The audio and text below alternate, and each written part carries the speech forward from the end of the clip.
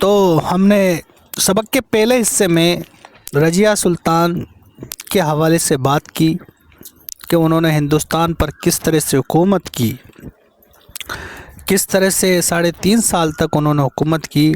और आज हम इस सबक के जो मश्की सवालात हैं उन सवालात को हल करने की कोशिश करेंगे। हमारे सबक के अंदर जो मश्की सवालात दे रखे हैं जिनमें गौर करने वाली बातें हैं, कुछ सवाल हैं, कुछ मुहावरे हैं, मुज़क्कर मुअन्नस हैं, उनके हवाले से हम इसमें बात करेंगे। तो हमने इस सबक को 2 हिस्सों में तकसीम किया था और आज हमारा ये सबक को पूरी तरह से मुकम्मल कर देंगे। गौर कीजिए। तो शुरू करते हैं सबक का दूसरा हिस्सा। गौर कीजिए। तो इसमें 2 नुक्ते दे रखे हैं।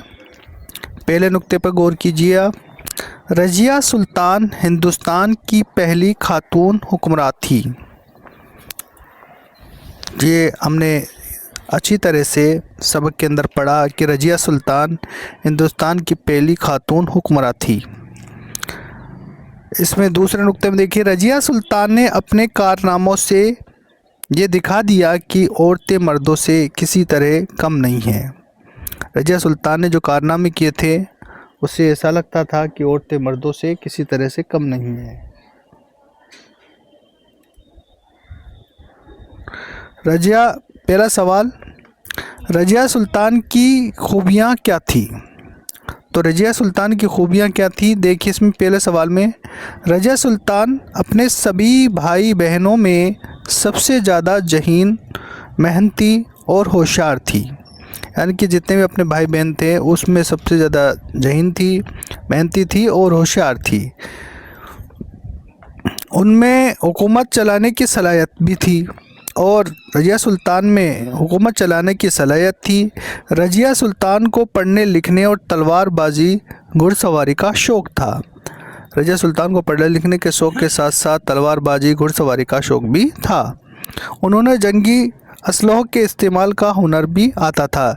जंगी जो असले होते हैं जैसे तीर है, भाला है, नस्तर है, नहरनी है ना, ये जंगी हथियार हैं, सभी इनका सारे को इस्तेमाल उनको आता था। किसको? रज़िया सुल्तान को।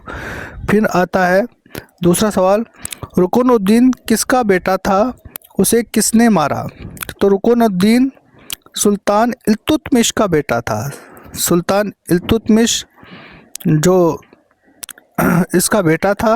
रुकनुद्दीन की ऐश परस्ती और नाअहली जुल्म की शिद्दत की वजह से दिल्ली की अवाम ने उसके खिलाफ बगावत का ऐलान कर दिया और उसको गिरफ़्तार करके मौत के घाट उतार दिया।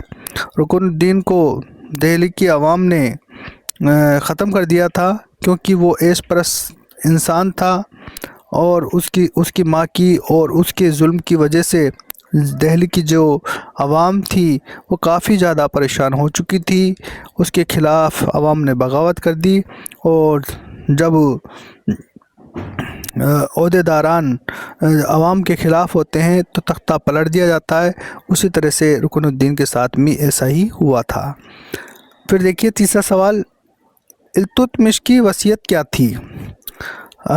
तो इल्तुतमिश की वसीयत क्या थी? इल्तुतमिश की वसीयत थी कि उसके मरने के बाद उसकी बेटी रज़िया सुल्तान को तख्त व ताज का मालिक बनाकर हिंदुस्तान की सुल्तान बनाया जाए कि हिंदुस्तान का जो सुल्तान है उसके मरने के बाद में हिंदुस्तान का सुल्तान रज़िया को बनाया जाए।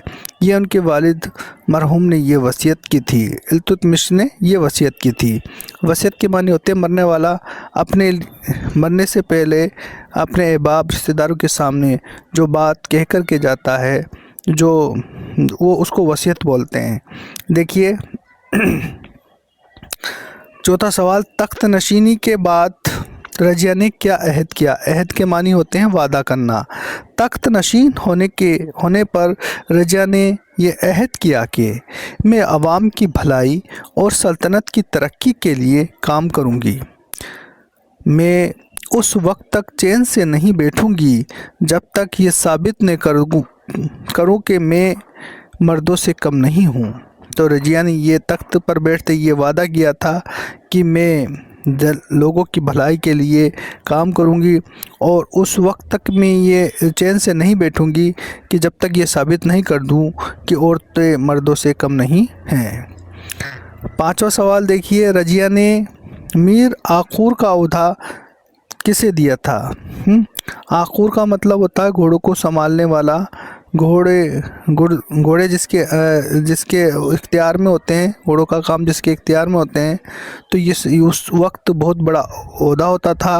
یہ جو عہدہ ہے ترک امیروں کو ملتا تھا، لیکن رضیہ سلطان نے یہ جو عہدہ ہے میر آخور کا سب سے بڑا جو عہدہ ہے ایک ایماندار اور جفاکش حبشی غلام جمال الدین یاقوت کو دیا تھا۔ جمال الدین یاقوت ایک حبشی غلام تھا، یعنی کہ حبش کا رہنے والا تھا، اس کو یہ عہدہ دیا تھا جمال الدین یاقوت کو۔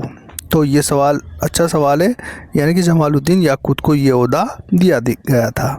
6واں سوال دیکھیے، رضیہ کی فوج کا مقابلہ کس سے ہوا؟ تو دیکھیے، رضیہ کی فوج کا مقابلہ بھٹنڈا کے ملک التونیا کی فوج کے ساتھ ہوا۔ ملک التونیا کی جو فوج تھی اس کے ساتھ میں اس کا مقابلہ ہوتا ہے رضیہ کا۔ بھٹنڈا کے گورنر ملک التونیا نے دہلی کے ناراض ترک امیروں کے ساتھ مل کر حکومت کے خلاف بغاوت کر دی تھی۔ رضیہ سلطان اس بغاوت کو کچلنے کے لیے خود پنجاب کے بھٹنڈا پہنچی۔ پنجاب سے کہاں پہنچتی ہے؟ بھٹنڈا پہنچتی ہے، جہاں دونوں افواج، فوج کی جمع ہے افواج، کا مقابلہ ہوتا ہے۔ اگلا سوال دیکھیے، رضیہ سلطان نے کتنے برس حکومت کی؟ تو رضیہ سلطان نے 3.5 سال حکومت کی تھی۔ کتنے سال حکومت کی تھی؟ 3.5 سال حکومت کی تھی۔ تو اب دیکھیے کچھ جملے لکھے ہوئے ہیں، لفظ لکھے ہوئے ہیں، ان کا جملوں میں استعمال کرنا ہے۔ تو پہلا جو لفظ ہے وہ ہے ذہن۔ ہم ذہن کو سوچنے، توجہ دینے اور روزمرہ کے فیصلے کرنے کے لیے استعمال کرتے ہیں۔ پھر دوسرا دیکھیے، وفاداری۔ کیا؟ وفاداری۔ ملک سے وفاداری اور محبت ہمارا فریضہ عین ہے، یعنی کہ ہمارا فرض عین ہے۔ پھر ہوتا ہے عہدہ۔ سلطنت کے ہر وزیر کو اس کی قابلیت کے مطابق عہدہ دیا جاتا ہے۔ پھر دیکھیے محافظ۔ محافظ کے معنی حفاظت کرنے والا۔ صدر ہند کی حفاظت کے لیے ان کے قریب ہمیشہ کچھ محافظ تعینات رہتے ہیں۔ پھر دیکھیے خالی جگہوں کو بھریے۔ کیا؟ اگلا سوال دیکھیے، خالی جگہوں کو بھرنا ہے، جس کو بولتے ہیں ریگستان نا ہندی میں۔ تو دیکھیے، رضیہ سلطان دہلی کے بادشاہ التتمش کی بیٹی تھی، اس میں التتمش آئے گا۔ دوسرے میں دیکھیے، رضیہ ہندوستان کی پہلی ملکہ تھی، تو اس میں ہندوستان آئے گا۔ تیسرا، رضیہ کے شوہر کا نام التونیا تھا۔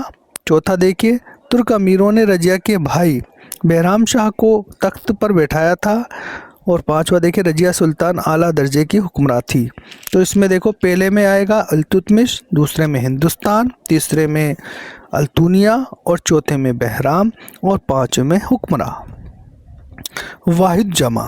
واحد کے معنی ایک اور جمع کے معنی ایک سے زیادہ۔ جو پہلا دیکھیے عمرہ، عمرہ یعنی امیر، عمرہ یعنی بہت سا ہے اور امیر یعنی ایک۔ افواج، افواج یعنی بہت ساری فوجیں اور فوج یعنی ایک۔ مشکل، مشکل یعنی واحد، مشکل واحد ہے اور مشکلات جمع۔ بیگمات، بیگمات واحد جمع ہے اور اس کا واحد ہوگا بیگم۔ اختیارات، اختیار، اختیار واحد ہے اور اس کا جمع ہوگا اختیارات۔ کتاب، کتاب واحد ہے اور اس کا جمع ہوگا کتب، یعنی کہ اس نے بہت سارے کتب خانے کھولے۔ نیچے لکھے ہوئے لفظوں کے مذکر سے مؤنث اور مؤنث سے مذکر بنانا ہے، یعنی کہ جس کو بولتے ہیں استری لنگ اور پری لنگ، ہے نا، یعنی کہ نر اور مادہ، ہے نا، نر اور مادہ۔ تو اس میں دیکھیے پہلا ہے ملکہ، تو اس میں یہ کیا ہے؟ ملکہ ہے مؤنث اور اس کا مذکر ہوگا بادشاہ۔ اس میں عالم، عالم مذکر ہے اور عالمہ مؤنث ہے۔ بہن، मुजक्कर है और भाई मुअन्नस है। बेटी मुअन्नस है और बेटा मुजक्कर है। तो इस तरह से हुआ। अगला देखिए मुहावरों का जुमलों में इस्तेमाल। पहला मुहावरा है मैदान छोड़ना, जिसके मानी है डर जाना, भाग जाना, मुकाबले से पीछे हट जाना। इसका जुमलों में इस्तेमाल इस तरह से होगा, मैदान छोड़ना बुज़दिलों का काम है, बहादुर मुकाबला करते हैं। दूसरा देखिए हथियार डालना, जिसके मानी होते हैं हार तस्लीम कर लेना। क्या? हार तस्लीम कर लेना, हार मान लेना। जो इसमें देखिए हिंदुस्तानी फ़ौज के आगे दुश्मन को हथियार डालने पड़े, ये जुमलों में इस्तेमाल था। फिर अगला मुहावरा देखिए मौत के घाट उतारना, यानी जान से मार देना। तो इसका जुमलों में इस्तेमाल देखिए, पहली जंग आज़ादी में हजारों मुहिब्बाने वतन को मौत के घाट उतार दिया गया। यानी पहली जंग आज़ादी में हजारों मुहिब्बाने वतन को मौत के घाट उतार दिया गया था। इसमें देखिए अगला देखिए नीचे लिखे हुए लफ्ज़ों के मुतजात के मानी होता उल्टा, अपोजिट।